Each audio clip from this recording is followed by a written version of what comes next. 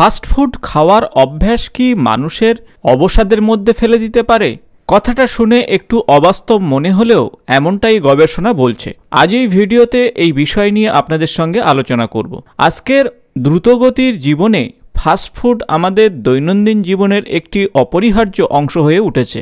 সহজলভ্য, কম সময়ে প্রস্তুত হওয়া এবং মুখরোচক স্বাদের কারণে ফাস্ট ফুড বেশ জনপ্রিয়। কিন্তু আমরা কি কখনো ভেবে দেখেছি এই খাদ্য গ্রহণের অভ্যাস আমাদের শরীরে এবং মনে বেশ কিছু খারাপ পরিবর্তন নিয়ে আসছে? আসুন জেনে নেওয়া যাক সে বিষয়ে। ফাস্ট ফুড এবং মানসিক অবসাদের মধ্যে সম্পর্ক কী?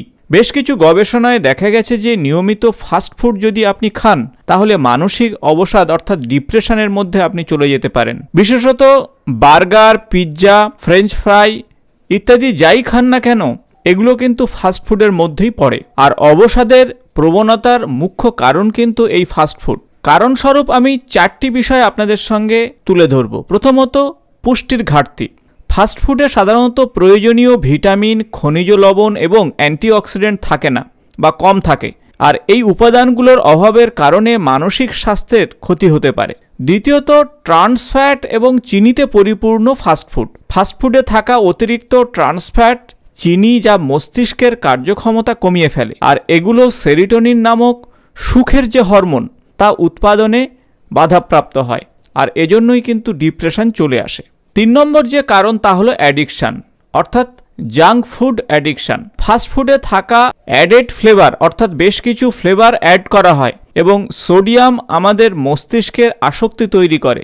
আপনারা দেখবেন জাঙ্ক ফুডের মধ্যে কিন্তু সোডিয়াম অর্থাৎ লবণের মাত্রা একটু বেশি, যা ধীরে ধীরে মানসিক চাপ বাড়িয়ে তোলে। চতুর্থ তথা শেষ যে কারণ তা হলো ওজন বৃদ্ধি এবং আত্মবিশ্বাসের অভাব। অতিরিক্ত ফাস্টফুড খাওয়ার ফলে ওজন ধীরে ধীরে বেড়ে যায় এবং শরীরের অতিরিক্ত ওজন আপনার মানসিক অবসাদের বড় কারণ হতে পারে। আপনার পার্সোনালিটি ধীরে ধীরে বাধাপ্রাপ্ত হতে পারে।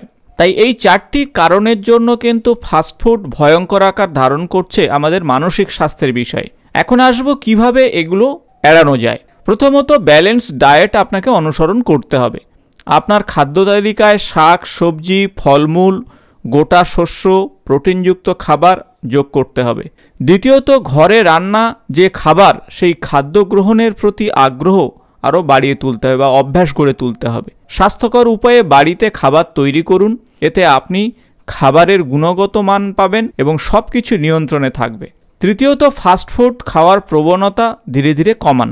মাসে 1বার বা 2বার ফাস্টফুড আপনি খেতেই পারেন, কিন্তু প্রত্যেক দিন বা সপ্তাহে 3-4 বার ফাস্টফুড খাওয়া অত্যন্ত স্বাস্থ্যের ক্ষেত্রে খারাপ এবং সেই সাথে মানসিক স্বাস্থ্যের যত্ন নিন। প্রত্যহ যোগা, মেডিটেশন, ব্যায়ামের মাধ্যমে আপনি মানসিক চাপকে কমাতে পারেন।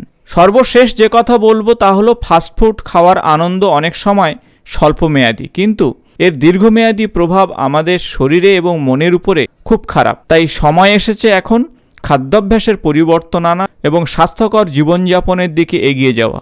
আপনার মানসিক স্বাস্থ্য ভালো রাখতে এখনই ফাস্টফুডের মাত্রা কমিয়ে দিন এবং পুষ্টিকর খাবার আজ থেকে গ্রহণ করার জন্য প্রস্তুত থাকুন। আশা করব ভিডিওটি ইনফরমেটিভ হয়েছে। ভালো লাগলে বন্ধুদের সঙ্গে শেয়ার করবেন। নতুন কোনো স্বাস্থ্য সংক্রান্ত ভিডিওতে আপনাদের সঙ্গে দেখা হবে। আজ এই পর্যন্ত, নমস্কার।